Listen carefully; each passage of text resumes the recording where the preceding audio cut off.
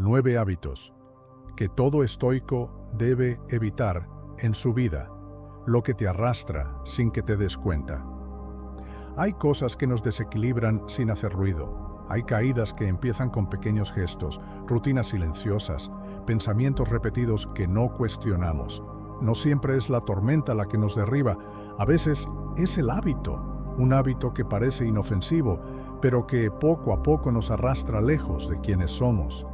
El estoicismo, tan frecuentemente malinterpretado como rigidez o indiferencia, es en realidad un arte suave, el arte de percibir lo que nos gobierna sin que lo sepamos, de notar los impulsos que nos conducen como hilos invisibles y de, con amabilidad y firmeza, aprender a cortarlos. Séneca decía que la primera señal de sabiduría es saber qué evitar, no qué acumular, no qué exhibir, sino qué dejar atrás, y eso exige una sensibilidad rara, porque hay hábitos que parecen parte de quienes somos, pero que en realidad son pesos antiguos. Son adaptaciones emocionales que hicimos para sobrevivir, pero que ahora nos impiden vivir con plenitud. Reaccionamos sin pensar, buscamos atención sin darnos cuenta, huimos del silencio como si fuera una amenaza, y todo esto va moldeando una versión de nosotros mismos que parece fuerte, pero que está siempre al borde del agotamiento. Epicteto, con su implacable lucidez, decía: «Eres libre, pero vives como siervo de los impulsos», y quizás ese sea el dolor más difícil de nombrar, saber, muy en el fondo, que algo anda mal, pero no poder explicar qué. El mundo alrededor parece normal, pero el alma está inquieta. La rutina continúa, pero el corazón pesa. Como un barco a la deriva que no se ha dado cuenta de que ha perdido el timón. Los vientos no son el problema, las olas tampoco.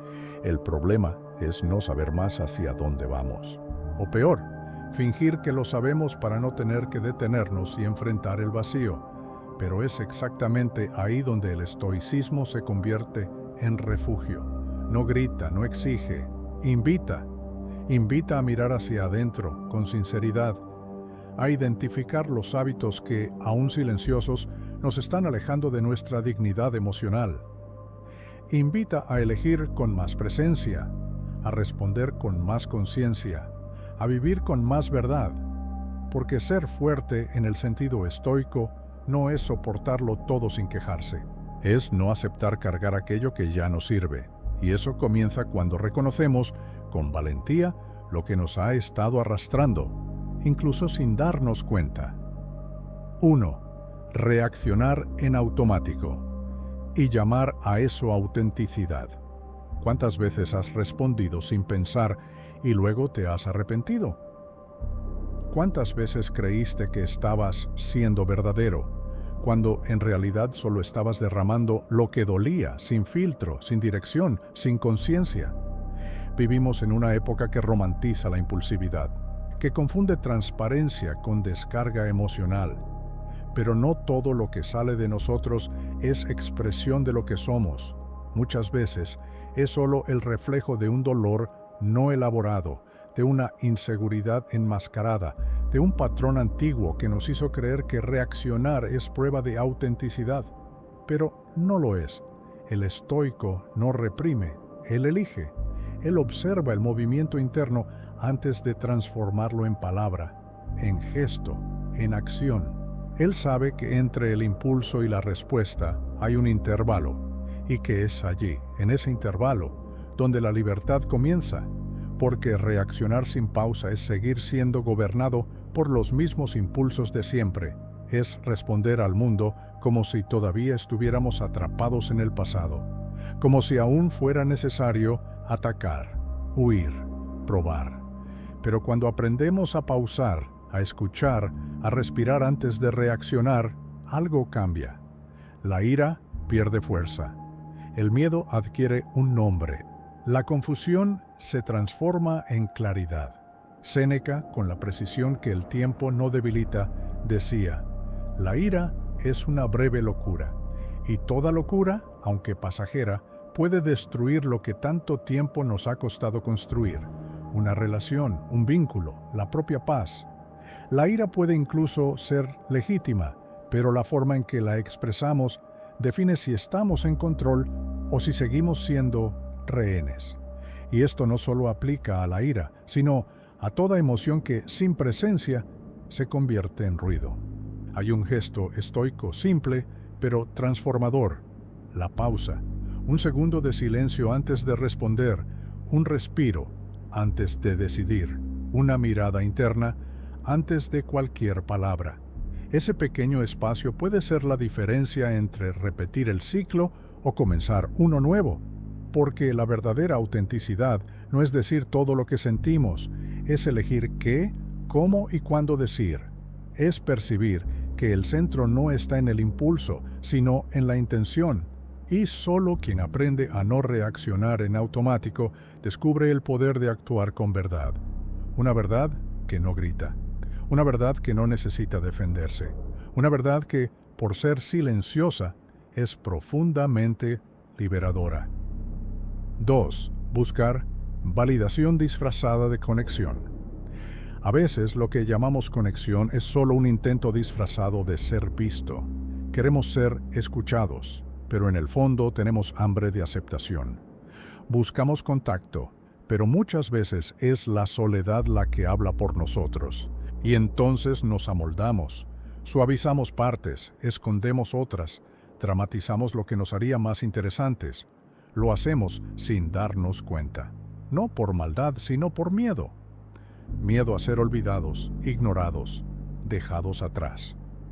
Y es en este lugar de inseguridad donde nace el hábito de buscar validación, no por quienes somos, sino por lo que logramos causar en los demás. Vivimos en tiempos donde la exposición se ha vuelto sinónimo de presencia. Cuanto más mostramos, más creemos que existimos.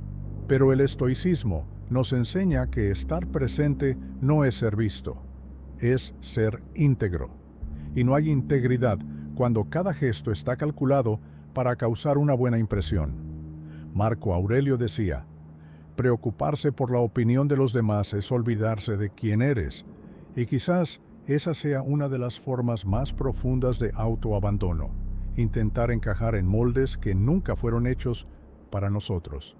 Porque al intentar agradar, frecuentemente nos alejamos de aquello que realmente necesitamos decir, de aquello que realmente somos, incluso cuando eso no es popular, hermoso o admirado. Esta búsqueda de validación es traicionera, porque se disfraza de cuidado. Decimos que queremos conectar, pero muchas veces solo queremos confirmación.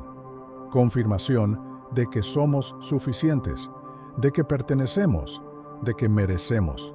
Pero cuando la necesidad de ser validado se superpone a la verdad, la conexión se convierte en máscara, y ninguna relación sostenida por máscaras puede durar sin enfermar.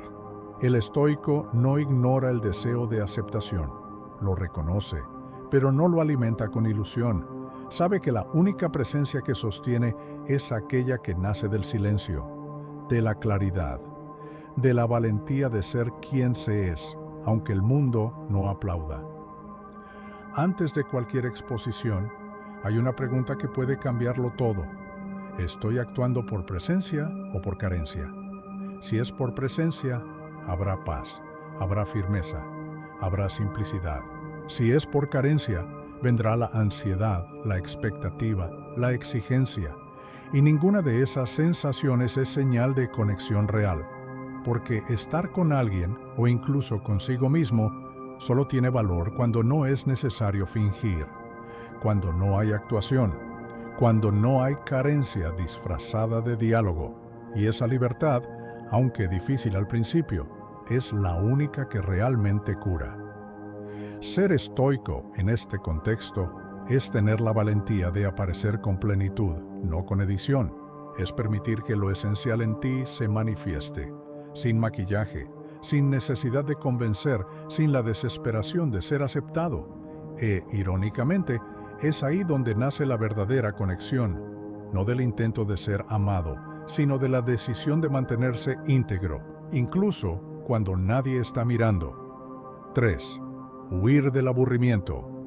Como si la paz fuera incómoda, vivimos en un tiempo donde el silencio asusta, donde la pausa parece pérdida de tiempo, donde cada instante sin estímulo se llena con notificaciones, pantallas, conversaciones cortas que no tocan nada real.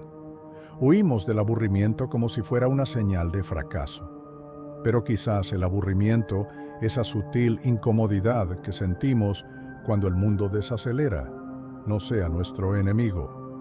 Quizás sea una invitación a escuchar lo que ignoramos, a sentir lo que reprimimos, a recordar quiénes somos cuando no estamos intentando ser nada más.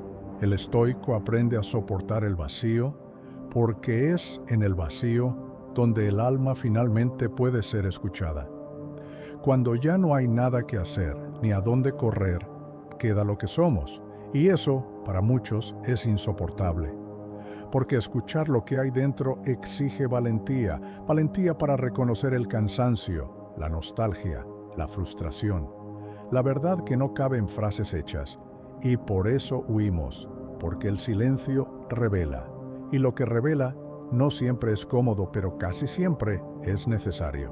Séneca decía que el aburrimiento es el dolor de aquellos que no saben estar consigo mismos, y esto dice mucho sobre nuestra incapacidad de simplemente existir, sin probar, sin producir, sin interactuar, simplemente estar, porque hemos aprendido que el valor está en el hacer, que la importancia está en el impacto.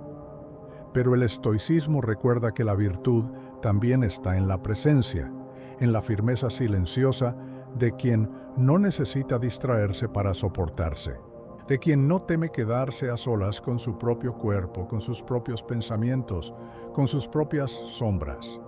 Hay un ritual simple y poderoso que puede cambiar esta relación con el aburrimiento. 10 minutos. 10 minutos diarios sin estímulo. Solo tú, un papel, tu respiración. No para escribir algo brillante, no para meditar con perfección, sino para estar allí, presente, sin prisa, sin meta. Porque es en esos intervalos donde el alma susurra, donde emergen las respuestas más sinceras, donde la paz deja de ser un concepto y comienza a ser una experiencia. Huir del aburrimiento es, en el fondo, huir de sí mismo, pero nadie puede huir de sí mismo por mucho tiempo sin perderse. Y perderse de sí mismo es lo opuesto a vivir con plenitud. El estoico no busca el aburrimiento, pero tampoco le teme. Sabe que la paz no viene de la ausencia de movimiento, sino de la reconciliación con el propio silencio. Y esa reconciliación comienza en el momento en que dejamos de ver el aburrimiento como una amenaza y pasamos a verlo como un espejo que refleja, con ternura y precisión, todo aquello que aún necesita ser mirado y quizás acogido. 4. Acumular sin propósito, incluso emociones. Hay un tipo de acumulación que no se ve, pero que pesa, que se aloja en los hombros, en el pecho, en el estómago. Acumulamos resentimientos no dichos, tareas no concluidas, promesas olvidadas. Guardamos mensajes que no respondemos, ropa que no usamos, recuerdos que no digerimos, y cargamos todo esto como si fuera natural, como si vivir fuera sinónimo de almacenar. Pero la acumulación es traicionera, porque nos convence de que estamos preparados, cuando en realidad solo estamos sobrecargados. Nos hace sentir llenos, cuando por dentro ya no hay espacio para respirar. El estoico observa lo que carga y aprende a soltar, porque dignidad no es tener mucho, es saber que vale la pena mantener y que ya caducó. Esto aplica a objetos, sí, pero aplica mucho más a las emociones. ¿Cuántos rencores has estado arrastrando por miedo a parecer débil? ¿Cuántas relaciones sostienes solo por el pavor de quedarte solo? ¿Cuántos papeles insistes en interpretar para no enfrentar la incomodidad de no saber quién eres? El apego, sea lo que sea, es un peso que va oscureciendo lentamente la ligereza que el alma necesita para ser verdadera. Epicteto decía: No digas lo perdí, di lo devolví. Esta frase encierra una fuerza silenciosa porque nos recuerda que nada nos pertenece de verdad. Ni personas, ni logros, ni versiones de nosotros mismos. Todo lo que llega un día puede partir. Y la resistencia a esa verdad crea sufrimiento, porque confundimos amor con posesión, identidad con rol, estabilidad con control. Pero todo esto es transitorio. Y mientras no aprendamos a devolver lo que ya cumplió su ciclo, seguiremos acumulando más de lo que podemos sostener con plenitud. Soltar no es abandono, es cuidado, es un gesto de respeto por uno mismo.